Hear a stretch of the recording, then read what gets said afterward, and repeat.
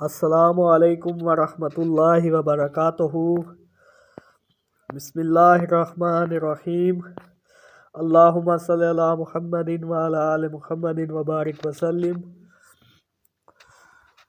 آپ دیکھ رہے ہیں یوٹیوب چینل ماہر اسلامک وائس۔ میں ہوں ماہر محمد راشد۔ آپ کے سامنے قرآنی واقعات پیش کیے جا رہے ہیں۔ قرآنی واقعات، احادیث اور قرآنی معلومات کے لیے ہمارا چینل سبسکرائب کریں، ویڈیو کو لائک کریں، کمنٹ شیئر لازمی کریں۔ آپ کے سامنے پیش کیا جا رہا ہے واقعہ حضرت یعقوب علیہ السلام، قصص القرآن۔ نسب نامہ: حضرت یعقوب علیہ السلام حضرت اسحاق علیہ السلام کے بیٹے اور حضرت ابراہیم علیہ السلام کے پوتے ہیں، اور حضرت ابراہیم علیہ السلام کے بھتیجے بتویل کے نواسا۔ ان کی والد کا نام رفقہ یا ربکہ تھا۔ یہ اپنی والدہ کے چہیتے اور پیارے تھے، اور اس کا حقیقی بھائی عیسو والد کا محبوب اور پیارا، اور دونوں حقیقی بھائی تھے۔ تورات سے ان دونوں بھائیوں کی باہم ناراضی کا واقعہ گزشتہ سطور میں نقل کیا جا چکا ہے۔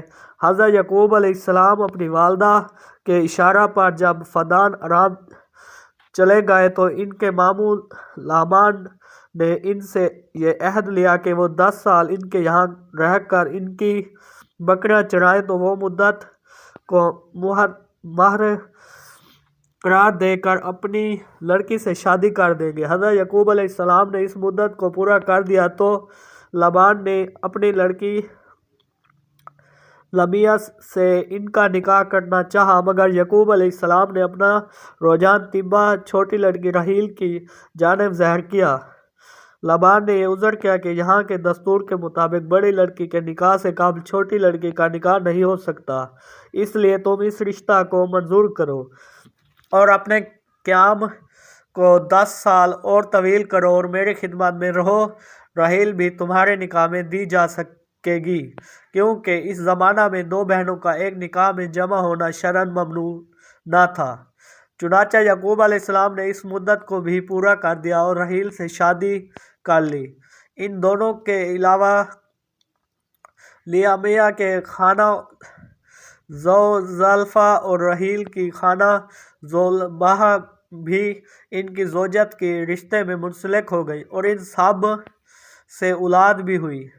اور بنیامین کے علاوہ یعقوب علیہ السلام کی تمام اولاد اپنے ماموں کے ہی یہاں پیدا ہوئی، اور حضرت یعقوب وطن واپس آ گئے تو یہاں بنیامین پیدا ہوئے۔ لابان نے یعقوب کو 20 سال اپنے پاس رکھنے کے بعد سمال و متاع اور ریوڑ دے کر رخصت کیا، اور پھر اپنے دادا کے دارالہجرت فلسطین میں آ کر مقیم ہو گئے۔ یعقوب علیہ السلام جس زمانے میں فدان ارام چلے گئے تھے، اس زمانہ میں عیسو ناراض ہو کر اپنے چچا اسماعیل علیہ السلام کے پاس آ بسے تھے، اور ان کی بیٹی سے شادی کر کے قریب ہی آباد ہو گئے تھے۔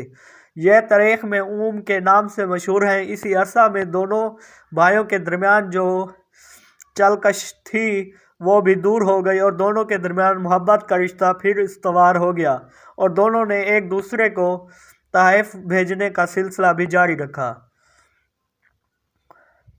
یہ تمام واقعات تورات کی کہانی اور داستان ہے۔ قرآن عزیز ان تفصیلات کے حق میں قطعاً خاموش ہے، اور صرف حضرت یعقوب علیہ السلام کے جلیل القدر نبی صاحب صبر و عظمت اور یوسف علیہ السلام کے برگزیدہ باپ ہونے کا ذکر کرتا ہے، اور اسی ضمن میں اس نام لیے بغیر یوسف علیہ السلام کے دوسرے بھائیوں کا بھی ذکر آ جاتا ہے۔ ذکر یعقوب: قرآن مجید میں حضرت یعقوب علیہ السلام کا نام 10 جگہ آتا ہے، اور اگرچہ سورہ یوسف میں جگہ جگہ ضمائر و اوصاف کے لحاظ سے اور بعض دوسری صورتوں مثلاً مومنون میں اوصاف کے اعتبار سے ان کا تذکرہ موجود ہے۔ اسرائیل: حضرت یعقوب علیہ السلام کا نام عبرانی میں اسرائیل ہے، اور یہ اسراء عبد اور اللہ دو لفظوں سے مرکب ہے، اور عربی میں اس کا ترجمہ عبداللہ کیا جاتا ہے۔ حضرت ابراہیم علیہ السلام کا وہ اسحاقی خاندان جو ان کی نسل سے ہے، اس لیے بنی اسرائیل کا کہلاتا ہے، اور آج بھی یہود و نصارہ کے قدیم خاندان اسی نسبت کے ساتھ منسوب ہیں۔ اولاد یعقوب علیہ السلام کے 12 لڑکے تھے، اور گزشتہ سطور میں واضح ہو چکا ہے کہ بنیامین کے علاوہ ان کی تمام اولاد فدان ارام ہی میں پیدا ہو چکی تھی۔ صرف بنیامین فلسطین ارض کنعان میں پیدا ہوئے۔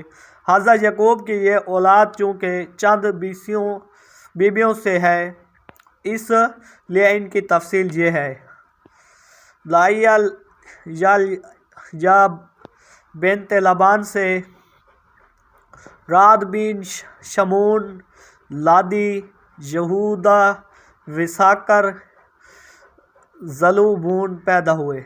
رحیل بنت لبان سے یوسف، بنیامین پیدا ہوئے۔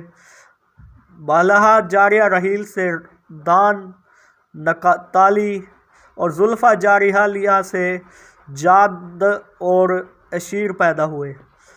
حضرت یعقوب علیہ السلام خدا کے برگزیدہ پیغمبر تھے اور کنانیوں کی ہدایت کے لیے مبعوث ہوئے۔